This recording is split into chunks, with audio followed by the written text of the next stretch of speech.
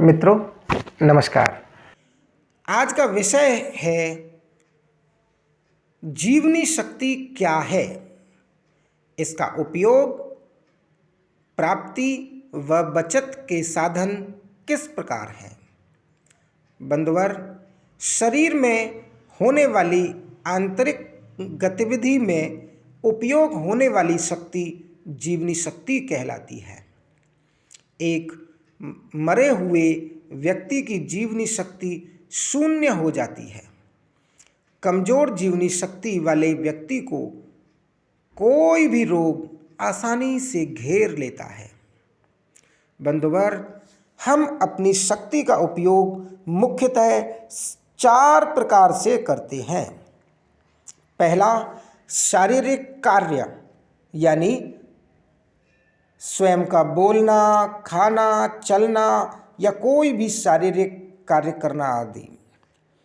दूसरा है भोजन के पाचन में, यानी जो भी आहार लिया गया उस आहार में व्याप्त शरीर के आवश्यक तत्वों को शरीर का पोषण करना, शरीर की मरम्मत आदि करना। और तीसरा है शरीर से मल का निष्कासन होना, यानी लिए गए आहार में से पोषण के बाद बचे हुए कचरा यानी वेस्ट को पखाना, पेशाब, पसीना व प्रश्वास के रूप में शरीर से निकालना। और चौथा है मानसिक उपयोग करना, यानी भय, चिंता, मोह, लोभ व क्रोध आदि मानसिक कार्यों में उपयोग करना। बंधुवर, जीवनी शक्ति के उपयोग का यह चौथा नियम है। यह एक विशेष विषय है, एक आध्यात्मिक विषय है। इसी में शरीर के रोग व जीवन का आनंद छुपा है। हमारे शास्त्रों में भी लिखा हुआ है कि चिंता चिता पर ले जाकर के ही पीछा छोड़ती है। भगवान श्री कृष्ण ने श्रीमद् भगवद गीता में इसका वर्णन किया है। सभी को इनसे बचने के रास्तों को अपनाना ही होगा। हम भी महान ऋषियों के उन मार्गदर्शन को आप तक आगे के व्याख्यानों में अवश्य बढ़ाएंगे। अभी हम स्वास्थ्य पर बात करें तो यह जान लीजिए कि जब हम इन 5 में से किसी एक या एक से अधिक में फंस जाते हैं तो उसमें खर्च होने वाली शक्ति कुल शक्ति का सबसे बड़ा हिस्सा होती है। यानी अत्यधिक मानसिक तनाव के चलते रहने से होने वाले निष्कासन के लिए शक्ति जब कम पड़ जाती है, जिसके फलस्वरूप निष्कासन में बाधा आ जाती है और यहीं से रोग की उत्पत्ति होती है। बंधुवर, यह तो रहा जीवनी शक्ति का मुख्य उपयोग। और अब हम बात करते हैं जीवनी शक्ति प्राप्ति के साधन। बंधुवर, जीवनी शक्ति की प्राप्ति के साधन सिर्फ और सिर्फ एक ही है, और वह है गाढ़ी नींद, यानी चिंता मुक्त होकर 6 से 7 घंटे विश्राम।